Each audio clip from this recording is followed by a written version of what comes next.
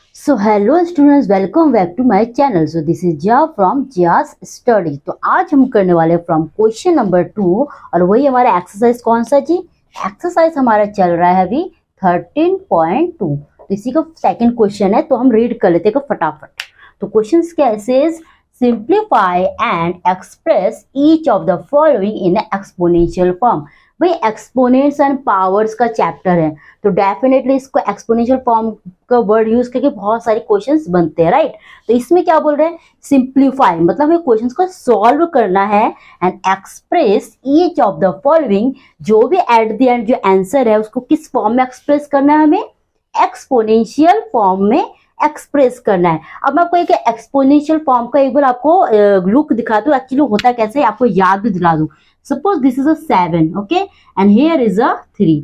मुझे ये पता है ये क्या है, ये बेस है, राइट, है ना, और ये क्या है? एक्सपोनेंट्स है। Is it clear? पावर्ड है ना, एक्सपोनेंट्स। अब मेरे बच्चे, ये जो कंप्लीट है ये किस फॉर्म में आ रहा है? ये कंप्लीटली इस फॉर्म को क्या बोला जाता है? एक्सपोनेंशियल फॉर्म, ठीक है। इसी फॉर्म में हमें एट द एंड आंसर को एक्सप्रेस करना है। तो अब आते हैं क्वेश्चंस की तरफ।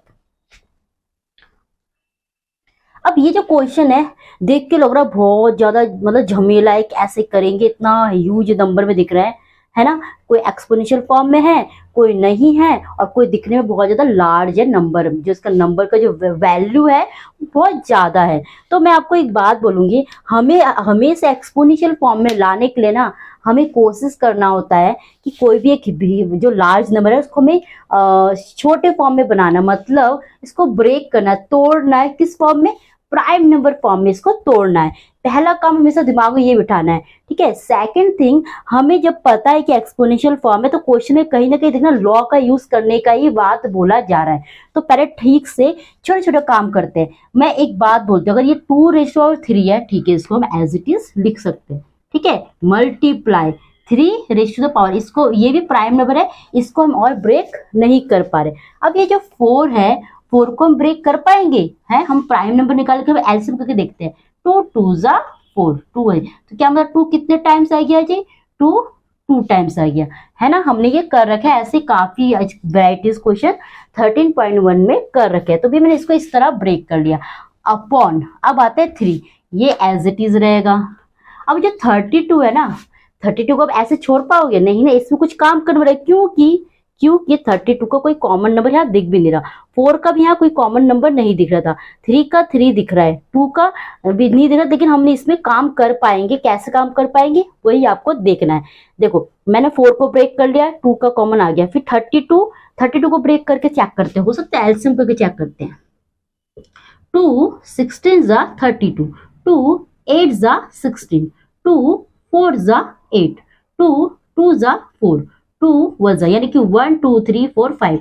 2 कितने टाइम्स है जी? 2 5 टाइम्स है। इतनी बात क्लियर है? इतनी बात क्लियर है? आपको समझ आ रहा है?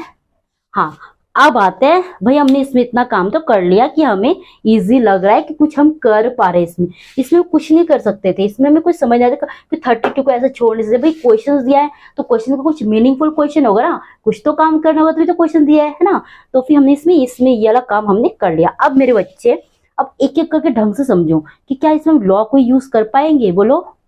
देखो ढंग से देखो, ये बेस 2 है, ये बेस 2 है, मतलब बेस सेम है और मल्टीप्लाई का साइन है। तो क्या कर सकते हैं हम इसमें इसका पावर को ऐड कर देंगे, ठीक है।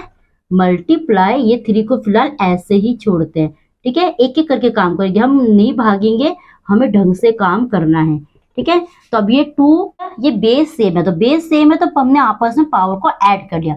अब ना मल्टीप्लाई 3 4 अपॉन 3 मल्टीप्लाई 2 5, ठीक है। अब ये डिवाइड फॉर्म में है। याद करो लॉ क्या बोलता है, अगर बेस सेम है और डिवीजन है और बेस सेम है, डिवीजन है और बेस सेम है, तो क्या करेंगे?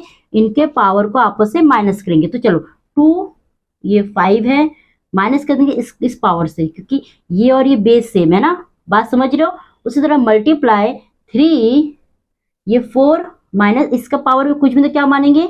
1, ठीक है। बात समझ रहे हो? तो ये 2, ये 5 में से 5 गया 0, मल्टीप्लाई 3, ये 4 में से 1 गया 3। ठीक है, नाउ 2 रेज़ टू पावर 0 का वैल्यू क्या होता है? बोलो 1, मल्टीप्लाई 3 रेज़ टू पावर 3। ठीक है जी, समझ आ रहा है? नाउ हियर इज हमें क्या करना है, 1 3 जा 3 और ये 3, तो ये हमारे एक्सपोनेंशियल फॉर्म में आंसर आ गया। मैं मतलब ये कह रही हूँ कि आपको पहले छोटे छोटे काम, बड़े वाले नंबर को छोटे छोटे फॉर्म में लाना है। प्राइम फैक्टर निकाल लिया करो, है ना, प्राइम नंबर निकाल, इससे बहुत इजी हो जाती चीजें। फिर इधर हमने देखा यहाँ पर देखा हमने 2 लॉ यूज हुआ है। कैसे? फर्स्ट लॉ यूज हुआ है कि जब बेस सेम है, मल्टीप्लाई का साइन है, तो पावर मैंने आपस में ऐड कर दिया। Now multiply 3 raise to power 4 मैंने एज इट इज लिखा, एंड नीचे वाला 3 मैंने लिखा, 2 रेज़ टू पावर 5 लिख दिया।